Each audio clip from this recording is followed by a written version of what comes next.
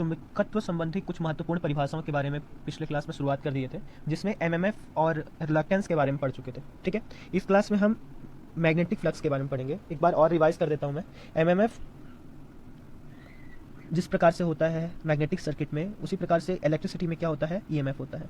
ठीक है ना, क्योंकि हम लोग इलेक्ट्रिसिटी बहुत डीपली पढ़ लेते हैं, तो इसलिए हम लोग को कंपैरिजन करने में आसानी होगी। देखिए, उसके बाद जो जिस प्रकार से इलेक्ट्रिसिटी में धारा होती है आई, उसी प्रकार से इसमें क्या होता है, फाई। जिस प्रकार से उसमें होता है रेजिस्टेंस, तो उसी प्रकार से यहाँ पास होता है रिलक्टेंस। ठीक है ना। अब ईएमएफ क्या होता है देख लीजिए आप। ईएमएफ आप जानते हैं क्या होता है, ठीक। उसी और धारा, जिस प्रकार से धारा इलेक्ट्रिसिटी में होती है, उसी प्रकार से फाई भी होता है, और फाई के बारे में ही अभी अपने को क्या है पढ़ना है। ठीक, तो इसको पहले हटा लेते हैं, अब आगे चलते हैं। ठीक, चलिए देखिए क्या होता है। जिस प्रकार से धारा क्या होती है, इलेक्ट्रिक सर्किट में वायर से बहने वाले कुल आवेशों की संख्या होती है ना। उसी प्रकार से ये चुंबकीय फ्लक्स ना, जो फाई है ना, वो क्या होता है, क्योंकि ये क्या है, मैग्नेटिक सर्किट है, इसलिए ये जो जहाँ से चुंबकीय बल रेखाएं है ना गुजर रही हैं, है ना, तो उसके अनुप्रस्थ काट के क्षेत्रफल से गुजरने वाले कुल ये जो चुंबकीय बल रेखाओं की संख्या है ना, इसकी मात्रा को ही क्या बोलते हैं, फाई बोलते हैं। ठीक है ना।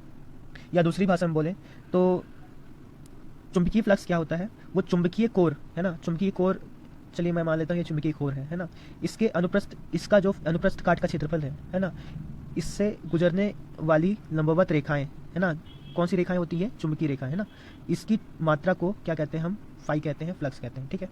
अब मैं दूसरी बात बताता हूँ सूत्र के बारे में। इसको फाई से प्रदर्शित करते हैं, मैं कई बार बता चुका हूँ। ठीक है, तो दूसरी बात क्या है, फाई से प्रदर्शित करते हैं। ठीक, अब आगे बढ़ते हैं इस पर। तो आई बराबर, आप जानते हैं ओम्स लॉ बराबर, ओम्स लॉ में क्या पढ़े थे, इलेक्ट्रिसिटी में क्या पढ़े थे, आई बराबर वी अपॉन आर। ठीक है ना। तो जैसा कि मैंने आपको बताया, आई की जगह आपको क्या लिखना है, फाई लिखना है ना, क्योंकि अभी मैं किसकी बात कर रहा हूँ, मैग्नेटिक सर्किट की बात कर रहा हूँ। ठीक है ना। तो मैग्नेटिक सर्किट में क्या होता है, फाई बराबर क्या होता है, कलर चेंज कर लेता हूँ। फाई बराबर होता है, जिससे यहाँ पास वी या इसको क्या बोल सकते हैं, ईएमएफ बोल सकते हैं। क्या बोल सकते हैं, ईएमएफ। ठीक है। तो उसी प्रकार से यहाँ पास क्या होता है, एमएमएफ है ना, मैग्नेटिव मोटिव फोर्स अपॉन में क्या, यहाँ पर जैसे रेजिस्टेंस होता है, उसी प्रकार से यहाँ पास क्या होता है, रिलक्टेंस होता है। तो फाई इज इक्वल टू क्या हो जाएगा, एमएमएफ अपॉन एस। ठीक है, या फिर मैग्नेटिव मोटिव फोर्स अपॉन में रिलक्टेंस। ठीक है। अब एमएमएफ की का सूत्र हमने पढ़ा था एन इंटू आई, यानी नंबर ऑफ टर्न्स है ना, इंटू आई अपॉन में हमने क्या पढ़ा था, एस। और एस का भी हमने फॉर्मूला पढ़ा था। एस का फॉर्मूला हमने क्या पढ़ा था, एल अपॉन में म्यू जीरो है ये। ठीक है, ये है म्यू जीरो म्यू आर ए। ठीक है ना। जिस पर ये एस, इसका एस का फॉर्मूला हम लोग कहाँ पे रखेंगे, यहाँ पे रखेंगे। ठीक है, तो चलिए रखते हैं, ये हमारा एस का फॉर्मूला है। ठीक है, और इसमें से इसको क्लियर कर देते हैं।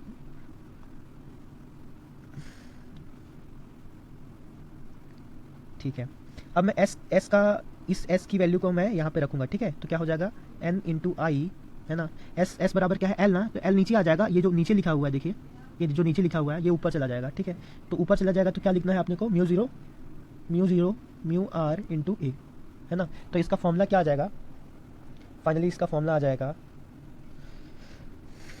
फाई इज इक्वल टू क्या आया था बताइए, N into I mu zero mu R A upon में एल। ठीक है ना। तो ये हमारा फाई का फॉर्मूला हो गया। ठीक, आगे बढ़ते हैं हम। अब आप जानते तो हैं इसमें क्या चीज़ क्या क्या है ना। एन मतलब नंबर ऑफ टर्न्स है ना, या कुल चक्करों की संख्या। दूसरा आई है, करंट है, धारा है ना। उसके बाद म्यू जीरो भी पढ़ चुके हैं, स्वतंत्र स्थान की चुंबकीयशीलता होती है। म्यू आर क्या होती है, आपेक्षिक चुंबकीयशीलता होती है ना। और ए क्या होता है, क्रॉस सेक्शन एरिया या फिर अनुप्रस्थ काट का क्षेत्रफल। ठीक है, सब मीटर, ये मीटर में रहेगा। ठीक, वर्ग मीटर में। ठीक है, तो ये हो गया हमारा फाई। चलिए आगे, चुंबकीय क्षेत्र शक्ति क्या होती है।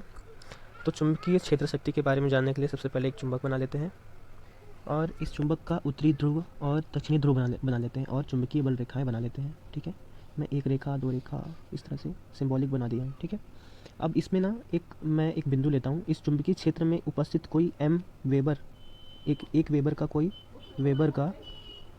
कोई ध्रुव है। ठीक है, इस एक वेबर के ध्रुव द्वारा है ना जितना बल महसूस किया जा रहा है, इसी को हम क्या कहते हैं, इस चुंबक की चुंबकीय क्षेत्र शक्ति कहते हैं, ठीक है। इसको एच से प्रदर्शित करते हैं, ठीक है, इसको एच से प्रदर्शित करते हैं। आपकी बुक में म्यू लिखा हुआ है, इसको सुधार लीजिएगा, ठीक है। इसको एच से प्रदर्शित करते हैं और इसका फॉर्मूला क्या होता है, एच बराबर एम, है ना, 4 पाई एप्सिलॉन 0 डी स्क्वायर, ठीक है, ये इसका फॉर्मूला होता है। आगे बढ़ते हैं। चुंबकीय ध्रुव, ठीक है। तो चुंबकीय ध्रुव क्या होते हैं, चुंबक, देखिए ध्रुव पहले जान लीजिए, उत्तरी ध्रुव और दक्षिणी ध्रुव होते हैं। उत्तरी ध्रुव से बल रेखाएं निकलती हैं और दक्षिणी ध्रुव में जाके समाप्त हो जाती हैं, ठीक है ना। कई सारी बल रेखाएं होती हैं और ये जो चुंबकीय बल रेखाएं होती हैं एक दूसरे को कभी भी काटती नहीं है, ठीक है ना। तो ये जो बल रेखाएं होती हैं इनकी शक्ति सर्वाधिक कहाँ पे होती है पता है, ध्रुव पे होती है, ठीक है ना। इसलिए हम कह सकते हैं यह चुंबक का वह स्थान है जहाँ से अधिकतम चुंबकीय बल रेखाएं निकलती हैं, है ना, या देखिए निकलती हैं या पहुंचती हैं, है ना, दोनों बातें करना पड़ेगा, ठीक है। अर्थात ये क्या होता है, इसमें चुंबक के सिरों पर क्या होता है, अधिकतम चुंबकीय बल होता है, ठीक है, क्लियर है। अब हम लोग पढ़ते हैं इकाई चुंबकीय ध्रुव के बारे में। इससे पहले हम इसको क्लियर कर लेते हैं। तो इकाई चुंबकीय ध्रुव वो होता है कि अगर कोई दो ध्रुव हैं जिनका एम वेबर के हैं, ठीक है, और दोनों एक दूसरे से 1 सेंटीमीटर की दूरी पे हैं, ठीक है, दोनों एक दूसरे से क्या है, 1 सेंटीमीटर की दूरी में है, और इनकी परमिबिलिटी क्या है, एक हो, है ना, परमिबिलिटी भी एक हो, और दोनों क्या कर रहे हो, एक डाइन का बल महसूस कर रहे हो, है ना, तो फिर हम इसको क्या बोलते हैं, इकाई चुंबकीय ध्रुव कहते हैं, ठीक है।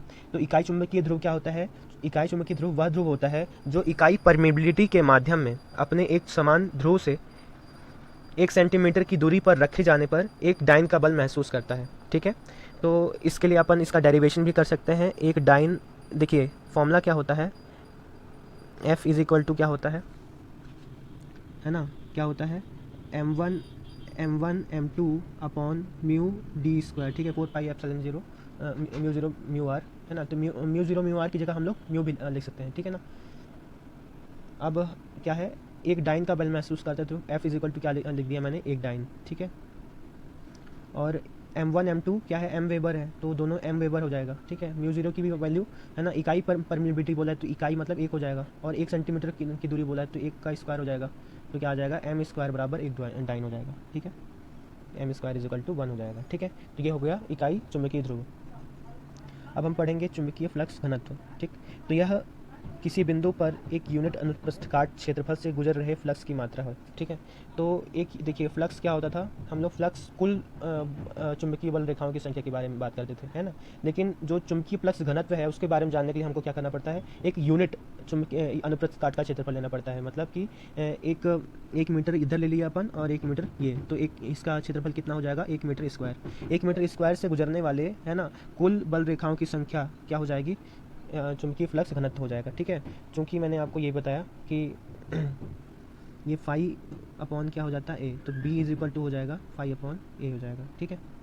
हाँ, दूसरी बात ये है कि इसको बी से प्रदर्शित करते हैं और इसकी यूनिट कितनी होती है, वेबर देखिए एफ, देखिए ये साफ साफ लिख देते थोड़ा,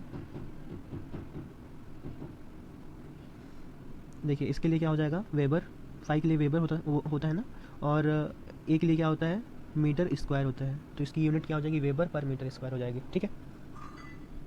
आगे बढ़े, अब पढ़ते हैं चुंबकीयशीलता। तो चुंबकीयशीलता को समझाने के लिए मैंने यहाँ पास 2 पिक्चर लिए हैं। उसमें से ये पिक्चर क्या बताता है कि अगर मान लीजिए कोई यहाँ पे चुंबक, ये क्या है, कोई आयरन कोर है, उसको हमने किसी एक समान चुंबकीय क्षेत्र में रख दिया है, तो चुंबकीय क्षेत्र में रखने की वजह से आयरन कोर क्या हो जाता है, खुद भी मैग्नेटाइज हो जाता है और अपना एक चुंबकीय क्षेत्र बना लेता है, ठीक है। तो ये जो आयरन कोर है ना, इस मटेरियल की खुद की प्रॉपर्टी जो अपने आप को चुंबक बना लेता है ना, तो इसको क्या बोलते हैं, परमिबिलिटी बोलते हैं या चुंबकीयशीलता बोलते हैं। यानी चुंबक बनने की जो एबिलिटी है वही क्या होती है, परमिबिलिटी होती है। इसको म्यू से प्रदर्शित करते हैं और म्यू इज इक्वल टू क्या होता है, बी इंटू एच होता है, जहाँ पे बी क्या होता है, फ्लक्स डेंसिटी होता है ना, मैग्नेटिक फ्लक्स डेंसिटी, और एच क्या होता है, मैग्नेटिक फील्ड स्ट्रेंथ होता है, ठीक है। जब इन दोनों का अपन क्या कर देंगे, इनटू कर देंगे, तो क्या आ जाएगा, परमिबिलिटी आ जाएगी, क्लियर है। और इसके बाद लास्ट है चुंबकीय परिपथ। चुंबकीय परिपथ को समझने के लिए हम क्या करते हैं, ये जो लाइंस हैं, है ना, तो क्या करती हैं, चुंबकीय फ्लक्स का ये जो मार्ग है ना, यहाँ से जहाँ से गुजर रही हैं, ठीक है, तो इसको ही क्या कहेंगे, हम चुंबकीय परिपथ कहेंगे। ठीक है, ठीक है। Thank you for watching this video. Next video में मैं आपको और चीज़ें भी कवर करवाऊँगा, धीरे धीरे ही सही, लेकिन आपको थोड़ा अच्छे तरीके से समझाने की कोशिश कर रहा हूँ मैं। Thank you.